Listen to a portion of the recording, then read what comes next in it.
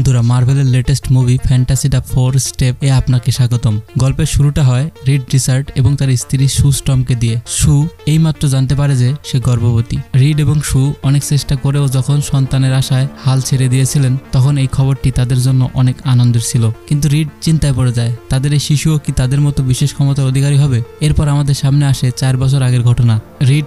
রিডের best friend Ben এবং সুয়ের ভাই Johnny মহাকাশে অনুসন্ধানের জন্য গিয়েছিলেন, কিন্তু সেখানে তাদের মহাকাশযান একটি কসমিক স্টর্মের অর্থাৎ মহাজাগতিক ঝড়ের সাথে সংঘর্ষে জড়িয়ে যায়, যা তাদের শরীরকে সম্পূর্ণ পরিবর্তন করে দেয়। তারা সবাই সুপার পাওয়ার পায়। বেনের শরীর পাথরের মতো হয়ে যায়, জনির পুরো শরীর আগুনের মতো হয়ে যায় এবং তাকে হিউম্যান টর্চ নামে ডাকা হতে থাকে। রিডের শরীর রাবারের মতো প্রসারিত হতে পারত, আর সু অদৃশ্য হওয়ার পাশাপাশি ফোর্স ফিল্ড তৈরি করতে পারত।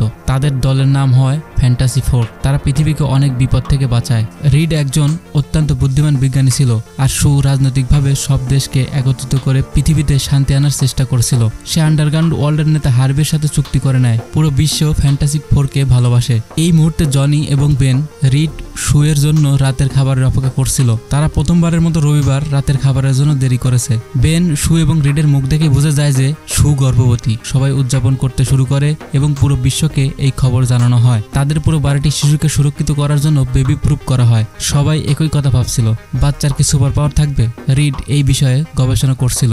এর পাশাপাশি তারা মহাকাশ থেকে নতুন নতুন ট্রান্সমিশন পাচ্ছিল। রিড টেলিপোর্টেশন অর্থাৎ এক জায়গা থেকে অন্য জায়গায় অদৃশ্য হয়ে যাওয়া নিয়েও গবেষণা করছিল। সে একটি ডিমকে টেলিপোর্ট করতে পারছিল, কিন্তু এর জন্য অনেক বেশি শক্তির প্রয়োজন হচ্ছিল। এরপর জনি মহাকাশ থেকে আসা ট্রান্সমিশনগুলো শুনতে শুরু করে। এটি অন্য কোনো ভাষার ছিল। সু তাদের রোবট হার্বিকে বাচ্চার ক্রিপ তৈরি করতে দেখে। সে রিডকে বলে যে ক্রিপটা তোমার বানানো উচিত ছিল, কিন্তু রিড বলে যে আমি এটা বানিয়েছি, দেখো এর মাধ্যমে আমি পরীক্ষা করতে পারবো যে বাচ্চা স্বাভাবিক কিনা। সু এই পরীক্ষাগুলো থেকে বিরক্ত হয়ে গিয়েছিল যে আমরা অনেক পরীক্ষা করছি, বাচ্চা স্বাভাবিক। সে তার শরীরকে সামান্য অদৃশ্য করে রিডকে তার বাচ্চাকে দেখায়, যা সম্পূর্ণ স্বাভাবিক দেখাচ্ছিল। এর সাথে সাথে রিড আশেপাশে ছোটখাটো সমস্ত অপরাধীকে গ্রেপ্তার করিয়ে দেয়। সে পুরো বিশ্বকেই বেবি প্রুফ করতে লেগেছিল। কিন্তু তখনই মহাকাশ থেকে তাদের দিকে কিছু একটা আসে। জনি কাছে গিয়ে দেখে এটি একজন মহিলা। এই সিলভার সার্ফার টাইম স্কোয়ারের সামনে গিয়ে ফ্যান্টাসি 4কে জিজ্ঞাসা করে, তোমরা কি এই গ্রহের রক্ষক? সু বলে হ্যাঁ। তখন সিলভার সার্ফার জানায় যে তোমাদের এই গ্রহ শীঘ্রই শেষ হয়ে যাবে। তোমাদের গ্রহকে গ্যালাক্টাস খেয়ে ফেলবে। তোমাদের কাছে যতদিন আছে খুশি মনে বাঁচো। এই কথা শুনে জনি সিলভার সার্ফারের পিছনে এবং তার বোর্ড ধরে ফেলে। সিলভার সার্ফার তাকে অন্য কোনো ভাষায় কিছু বলে চলে যায়। এরপর রিড তার গবেষণায় লেগে যায়। সে দেখে যে মহাকাশে অনেক গ্রহ শেষ হয়ে গেছে এবং সেই সব গ্রহতেই সেই সিলভার সার্ফার গিয়েছিল। রিড বলে যে গ্যালাক্টাস এখানে আসার আগে আমাদের তার কাছে পৌঁছাতে হবে। জনি বলে সেই মেয়েটি আমার সাথে কথা বলেছিল, সে খুব দয়া করে কিছু বলেছিল, সে আমার মুখের সামনে ছিল। সবাই বুঝতে পারে যে জনির মেয়েটিকে পছন্দ হয়ে গেছে। জনি সুকে জানায় যে মহাকাশ থেকে আসা ট্রান্সমিশনগুলোর মধ্যে একটি ট্রান্সমিশন সম্পূর্ণ সিলভার সার্ফারের ভাষার মতো। এরপর রিড জনিকে তাদের নতুন স্যুট দেখায়। এই স্যুটগুলোর সাহায্যে জনি মহাকাশে কিছুক্ষণ হিউম্যান টর্চ হয়ে থাকতে পারবে। ফ্যান্টাসি 4 দল আবার একবার মহাকাশের দিকে রওনা দেয়। তারা হাইটেক প্রযুক্তির সাহায্যে খুব দ্রুত মহাকাশে ভ্রমণ করতে পারছিল। সিলভার সার্ফারের তাপ সংকেত ট্র্যাক করতে করতে তারা একটি গ্রহের কাছে পৌঁছায় এবং তাদের চোখের সামনে এই গ্রহটি ধ্বংস হতে শুরু করে। তারা এই গ্রহের আরো কাছে যায়। সু তার ক্ষমতা দিয়ে মহাকাশযানটি অদৃশ্য করে দেয়। তাদের চোখের সামনেই গ্রহটি শেষ হয়ে যায়। গ্যালাক্টাসও তাদের দেখতে পায়। তাদের মহাকাশযানটি গ্যালাক্টাসের মহাকাশযানের দিকে যেতে শুরু করে। সিলভার সার্ফার মহাকাশযানের ভেতরে এসে বলে, গ্যালাক্টাস তোমাদের সবার সাথে দেখা করতে চায়, তোমাদের এখানে আসা উচিত হয়নি। ফ্যান্টাসি 4 সিলভার সার্ফারের পিছু পিছু গ্যালাক্টাসের দিকে যায়। জনি সিলভার সার্ফারকে জিজ্ঞাসা করে, তুমি সেদিন আমাকে কি বলেছিলে? সিলভার সার্ফার জানায় যে সেটা ছিল একটি আশীর্বাদ, যেন তুমি তোমার আপনজনদের সাথে মরতে পারো। এরপর তারা সবাই গ্যালাক্টাসের সামনে পৌঁছায়। গ্যালাক্টাস একটি বিশাল মহাজাগতিক সত্তা ছিল, যাকে তার ক্ষুধা মেটাতে গ্রহগুলোকে খেয়ে ফেলতে হতো। ফ্যান্টাসি 4 তাকে দেখে অবাক হয়ে যায়। গ্যালাক্টাস তাদের জিজ্ঞাসা করে, তোমরা এত দ্রুত আমার কাছে এখানে ভিক্ষা চাইতে এসেছো? রিড বলে, আমরা কথা বলতে এসেছি। এতে গ্যালাক্টাস বলে, আমি তোমার পৃথিবীকে ছেড়ে দেব, কিন্তু তার বদলে আমাকে তোমার বাচ্চাটি দিতে হবে। সে একজন খুব শক্তিশালী সত্তা যে আমার জায়গা নিয়ে আমাকে মুক্তি দেবে। রিড বলতে শুরু করে, না, সে স্বাভাবিক। তারপর গ্যালাক্টাস তার ক্ষমতা ব্যবহার করে এবং সুয়ের ব্যথা শুরু হয়। তার বাচ্চা জন্ম নিতে চলেছে। জনি গ্যালাক্টাসের উপর হামলা করে। তারা সবাই পালানোর চেষ্টা করতে শুরু করে। জনি বেশি সময় মহাকাশে হিউম্যান টর্চ হয়ে থাকতে পারছে না। সু তার ক্ষমতা ব্যবহার করে সিলভার সার্ফারকে দূরে ফেলে দেয়। কোনো মতে তারা তাদের মহাকাশযানে পৌঁছায়, কিন্তু সিলভার সার্ফার তাদের পিছু নিচ্ছিল। সে একবার তো সুয়ের বাচ্চার কাছে পৌঁছে গিয়েছিল। গিয়েছিল, কিন্তু তারা পালিয়ে যায়। শু জনিকে বলে তাকে মেরে ফেলো, সে তোমার ভাগ্নির পেছনে পড়েছে। জনি সিলভার সার্ফারের উপর বিম নিক্ষেপ করে। সিলভার সার্ফার তাদের থেকে বাঁচতে থাকে। রিড মহাকাশযানে একটি ব্ল্যাক হোলের স্থানাঙ্ক প্রবেশ করায়। তারা একটি ব্ল্যাক হোলের কাছে পৌঁছায়। রিড বলে আমাদের ব্ল্যাক হোলের কাছে যেতে হবে যাতে সেও আমাদের পিছু নেয়। এখন এই কাজটি খুবই ঝুঁকিপূর্ণ ছিল। রিড বলে শু আমাদের মহাকাশযানটি অদৃশ্য করে দাও। শু তাদের মহাকাশযানটিকে অদৃশ্য করে দেয়। তাদের মহাকাশযানের অর্ধেক অংশ সিলভার সার্ফারের সামনে ব্ল্যাক হোলের কাছে গিয়ে বিস্ফোরিত হয়। সেও সেই ব্ল্যাক হোলে ফেসে যায়। ফ্যান্টাসি 4 পাশ কাটিয়ে চলে যায়। আর এখানেই মহাকাশেই শু তার পুত্র সন্তানের জন্ম দেয়। তারা তাদের বাচ্চার নাম রাখে ফ্র্যাঙ্কলিন। ফ্যান্টাসি 4 তাদের পরিবারের নতুন সদস্য নিয়ে পৃথিবীতে পৌঁছায়। পৃথিবীর সবাই খুশি ছিল। মিডিয়ার লোকজন রিডকে জিজ্ঞাসা করে আপনি গ্যালাক্টাসকে কিভাবে হারালেন। রিড বলে আমরা হারাইনি, আমরা তার সাথে কথা বলার চেষ্টা করেছিলাম, কিন্তু গ্যালাক্টাস আমাদের বাচ্চাটি চায়। সে বলেছিল যে তোমরা তোমাদের বাচ্চাটি দাও এবং আমি পৃথিবীকে ছেড়ে দেব। এর জন্য তারা অস্বীকার করেছিল। ওদিকে গ্যালাক্টাস বলেছে আমার সেই বাচ্চাটি চাই, সেই বাচ্চাটির অসীম ক্ষমতা আছে। এর সাথে এদিকে রিড এবং তার দল ভাবছিল যে তাদের কি করা উচিত। রিডের কাছে কোনো সমাধান ছিল না। গ্যালাক্টাস তাদের কল্পনার চেয়েও বেশি শক্তিশালী। জনি শুকে সিলভার সার্ফার এবং তার কথোপকথনের রেকর্ডিং দেখায়। সে বলে এখন আমার কাছে একটি লাইনের মানে আছে, মানে আমি বাকি মেসেজগুলোকে ডিকোড করতে পারবো। এর সাথে সাথে পুরো পৃথিবীও আতঙ্কিত ছিল। মানুষ ফ্যান্টাস্টিক 4-এর বিরুদ্ধেই হয়ে যায় যে তারা কি তাদের বাচ্চা দিতে পারে না। তাদের বিল্ডিংয়ে বাহিরের মানুষের ভিড় লেগে যায়। রিড বলে মানুষ আমাদের ঘৃণা করছে এবং তারা সঠিকও, কারণ আমাদের কাছে কোনো পরিকল্পনা নেই। তাদের এই মুহূর্তে শুধু এই জিনিসটারই একটি সমাধান মনে হচ্ছিল, যা শুনে শু রেগে যায়। সে কাঁদতে থাকা ফ্র্যাঙ্কলিনকে শান্ত করে। শু বলে আমি জানি তোমার মনে কি চলছে। রিড বলে না, আমি আমার ছেলেকে গ্যালাক্টাসকে কখনো দেব না। আমার কাজ চিন্তা করা, আমি খারাপ খারাপ জিনিস চিন্তা করি যাতে তাদের সমাধান বের করতে পারি। রিড বলে আমি সবকিছু ঠিক করে দেব। শু ফ্র্যাঙ্কলিনকে নিয়ে মানুষের ভিড়ের মাঝে পৌঁছায় যে এই আমার ছেলে ফ্র্যাঙ্কলিন। শু বলে আমার মা সবসময় বলতেন যে শু আমি তোমার জন্য আকাশ পাতাল এক করে দেব, আর সেটাই আমি আমার বাচ্চার জন্য করব। শু বলে আমি এই গ্রহের জন্য, আমি আমার বাচ্চার জন্য এই গ্রহকেও আত্মহতি দেব না। আমরা লড়বো, আমরা একটি পরিবার হয়ে লড়বো। শু এর সেই আকাশ পাতাল এক করে দেওয়ার কথা থেকে রিডের একটি আইডিয়া আসে। সে বলে আমরা আমাদের পৃথিবীকে এমন একটি জায়গায় নিয়ে যাব সেখানে গ্যালাক্টাস আসতে পারবে না।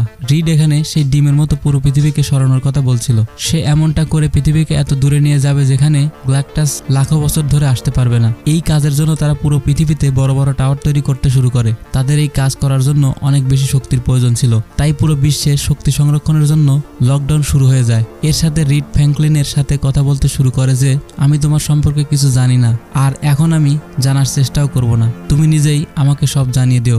এদিকে জনি সিলভার সার্ফারের ভাষা ডিকোড করতে ব্যস্ত ছিল। পুরো পৃথিবীকে সরানোর দিন আসে। তারা সমস্ত টাওয়ার চালু করে দেয়। কাউন্টডাউন শুরু হয়, কিন্তু তখনই সেখানে সিলভার সার্ফারের আগমন ঘটে। সে একে একে সমস্ত টাওয়ার ধ্বংস করতে শুরু করে, অর্থাৎ ফ্যান্টাস্টিক 4-এর মিশন ব্যর্থ হয়ে যায়। জনি সিলভার সার্ফারের মুখোমুখি হয়। সে সব জায়গায় তার ভাষায় মেসেজ বাজিয়ে দেয়। এই মেসেজে সিলভার সার্ফারের নাম সালাবাল নেওয়া হচ্ছিল। জনি সালাবালের সাথে তার ভাষায় কথা বলে। সালাবাল সম্পর্কে জানতে পারে যে সে একজন বিজ্ঞানীর গ্রহ থেকে এসেছিল, আর যখন গ্যালাক্টাস তার গ্রহকে খেয়ে ফেলতে এসেছিল সালাবাল তার গ্রহকে বাঁচানোর জন্য গ্যালাক্টাসের দাসত্ব করতে শুরু করে। আর এই ট্রান্সমিশনগুলোতে তার গ্রহের লোকেরা তাকে ধন্যবাদ জানাচ্ছে, কিন্তু বাকি গ্রহগুলো থেকে শুধু ব্যথা ভরা চিৎকার শোনা যাচ্ছিল। সালাবাল এসব শুনতে পারছিল না। সে উপরে উঠে গেল। তখন জনি তার পিছু নিল।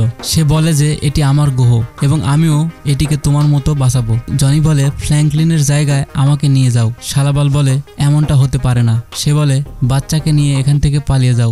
এখন তারা পৃথিবীকে সরাতে পারছিল না। এতে রিডের আরো একটি আইডিয়া আসে। সে বলে আমাদের গ্যালাক্টাসকে এখানে আনতে হবে। আমরা তাকে এখানে টাইম স্কোয়ারে এনে এমন একটি জায়গায় টেলিপোর্ট করব যেখান থেকে সে আর কখনো ফিরে আসতে পারবে না। আর এখন এই কাজের জন্য তাদের গ্যালাক্টাসকে 30 সেকেন্ডের জন্য টাওয়ারগুলোর মাঝে রাখতে হবে। বেন জিজ্ঞাসা করে আমরা তাকে এখানে আনবো কি করে। তখন শু বুঝতে পারে যে রিড ফ্ল্যাঙ্কিংকে টোপ হিসেবে ব্যবহার করার কথা ভাবছে, যা শুনে সবাই বলতে শুরু করে যে এটি বাজে পরিকল্পনা।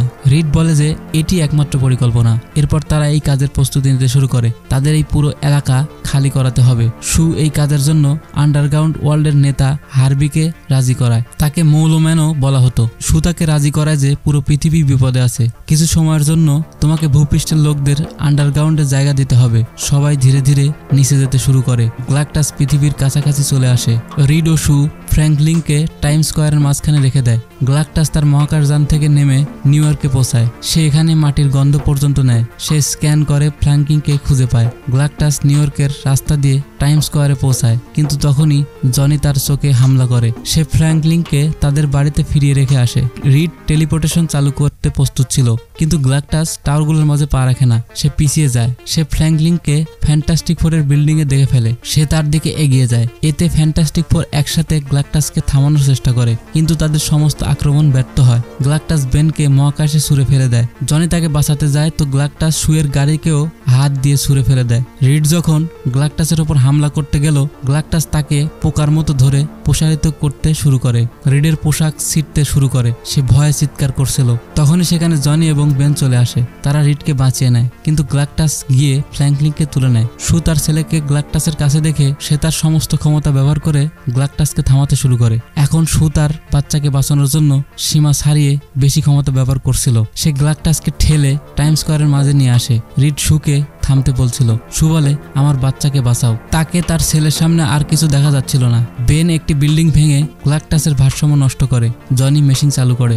রিড ফ্র্যাঙ্কলিনকে বাঁচায়। শু তার সমস্ত শক্তি লাগিয়ে দেয়। সে মরতে বসেছিল, কিন্তু তখনও গ্লাকটাস টেলিপোর্ট হয়নি। এতে জনি নিজেকে আত্মহুতি দিতে যাচ্ছিল, কিন্তু শালাবাল তার জায়গা নিয়ে গ্লাকটাসকে ধাক্কা মেরে তার সাথে টেলিপোর্ট হয়ে যায়। তখন সবাই ছুটে শুয়ের কাছে যায়। সে মারা গেছে। রিড তাকে সিপিআর দেওয়ার চেষ্টা করে, কিছুতেই কাজ হয় না। বেন রিডকে থামায় যে কোনো লাভ নেই। ফ্র্যাঙ্কলিনও কাঁদতে শুরু করে। রিড তাকে শুয়ের উপর বসিয়ে দেয়। আর এখানেই আমাদের সামনে আসে ফ্র্যাঙ্কলিনের ক্ষমতা। সে শুকে আবার জীবিত করে দেয়। শু নড়তে শুরু করে। তার শ্বাস প্রশ্বাস আবার চলতে শুরু করে, যা দেখে ফ্র্যাঙ্কলিন হাত তালি দিতে থাকে। এবং এর সাথে আমাদের এই গল্পের একটি অসাধারণ সমাপ্তি হয়। কিন্তু বন্ধুরা, এই গল্পের একটি মিড ক্রেডিট সিন ছিল, যেখানে 4 বছর পর যখন শু ফ্র্যাঙ্কলিনকে বই পড়াচ্ছিলেন, সেখানে আসে ডক্টর ডুম এবং আমাদের গল্প এখানেই শেষ হয়। এই এক্সপ্লেনটি আপনাদের কেমন লাগলো কমেন্টে অবশ্যই জানাবেন। একই সাথে ভিডিওটি লাইক এবং চ্যানেলটি সাবস্ক্রাইব করতে ভুলবেন না। খোদা হাফেজ, ততক্ষণে ভালো থাকবেন।